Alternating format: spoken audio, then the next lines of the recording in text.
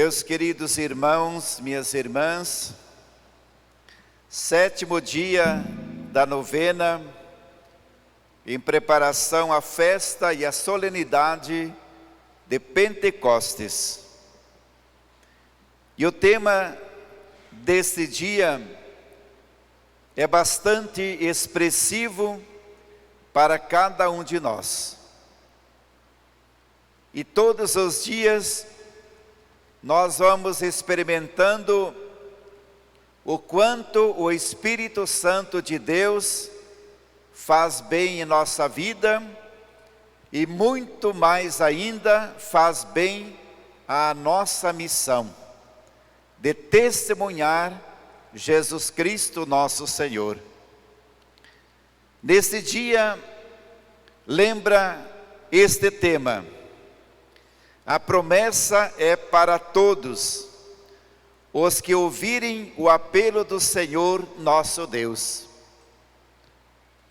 Então, cada vez nós vamos nos abrindo ao chamado de Deus, para que entendamos que o apelo que Ele fez, a promessa que Ele fez, é para todos aqueles que ouvirem e escutarem a voz do Senhor nosso Deus. Isso é fundamental para nós. Nesse tempo em que nós estamos caminhando no Sínodo da Amazônia, o Santo Padre, o Papa Francisco, lembra muito desta palavra, da escuta e também do ouvir, para que na escuta e ouvindo, nós possamos sentir que ninguém de nós, na promessa do Pai, está fora daquilo que Deus tem realizado em favor dos seus filhos e filhas. Então, meus queridos irmãos e irmãs, se a promessa é para todos nós, como lembra Atos dos Apóstolos no versículo 2, no capítulo 2, versículo 39, então esta promessa, ela é uma promessa ampla, completa, livre, adequada a todos, e não há defeito nesta promessa que o Pai do céu reservou a cada um de nós. E veja, meus queridos irmãos e irmãs, que nesta semana, nós estamos vivendo a semana de unidade de oração para os cristãos. E a grande mensagem que nós temos para esta semana de oração de unidade pelos cristãos é esta: vimos a estrela no Oriente e viemos adorá-lo. Então, essa promessa que Deus faz a cada um de nós, para nós nos encontrarmos com Deus, nós precisamos buscar esse grande sinal. Vimos a estrela no Oriente e viemos adorá-lo. E depois ela conclui dizendo: Pai, que todos sejam um. E a liturgia, especialmente a leitura do Evangelho, nesta semana fala justamente: Pai, que todos sejam um. E como nós vamos ser um diante de tantas adversidades, contratempos que nós temos entre as religiões? Como nós vamos ser um? E creio que o Espírito Santo, ele é a base, sobretudo, e o coração desta grande semana de unidade, de oração pelos cristãos. Porque o Espírito Santo unifica cada um de nós.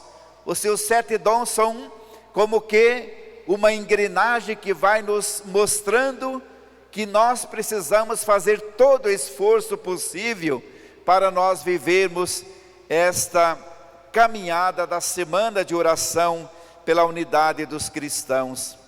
E a prece de Jesus é muito clara pela unidade. E a oração de Jesus ao Pai é também pela unidade, que todos sejam um, como o Pai é um. Por isso nós devemos deixar a nossa vida ser guiada pelo Espírito Santo de Deus.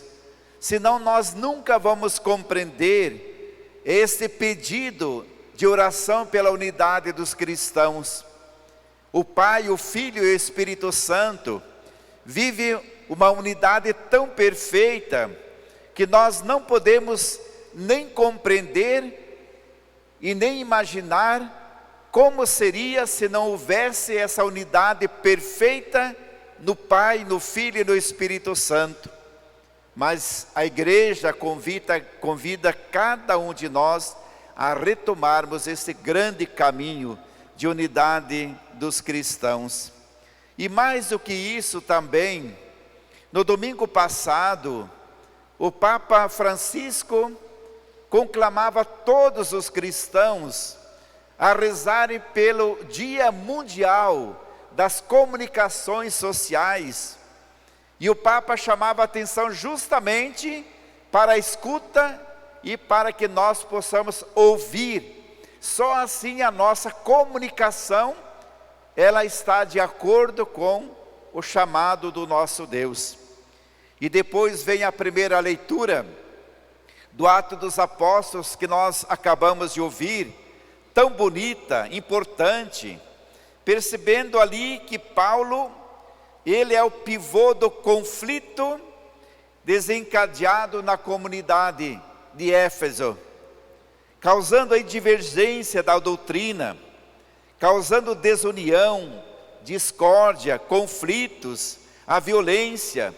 Por isso Paulo foi preso.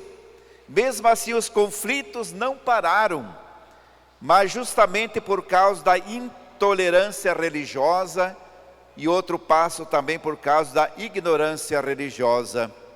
E Paulo sofreu. Ele queria proclamar sempre a unidade, o amor, mas quando de fato o povo não se esforçou para obter a unidade, a consciência de tudo isso foi a desunião perfeita entre eles. E Paulo então é levado ao tribunal e foi julgado por causa da esperança na ressurreição dos mortos. Então aqueles partidos políticos, dos grupos dos fariseus, dos saduceus, que negavam tudo isso. E porque Paulo então proclamou a esperança na ressurreição dos mortos, que é a essência do cristianismo, então Paulo foi preso por ter falado a verdade e falado a doutrina pelo qual o próprio Jesus tem nos deixado. E ali estavam presentes partidários de grupos religiosos, como os saduceus que negavam a ressurreição, e os fariseus também, porque Paulo pertencia ao grupo dos fariseus, mas estava imbuído da doutrina cristã. Por não aceitarem a confissão dele na ressurreição dos mortos, ele foi preso, não foi compreendido e desencadeou aí então muitas divisões, desencadeou discórdia, conflito. Mas, queridos irmãos e irmãs, vamos lutar sempre por aquilo que é a verdade.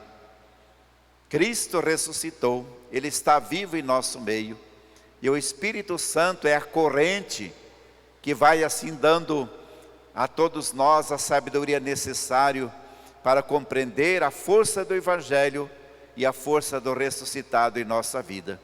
Assim nós queremos pedir a Deus, na ação e na força do Espírito Santo. Assim seja.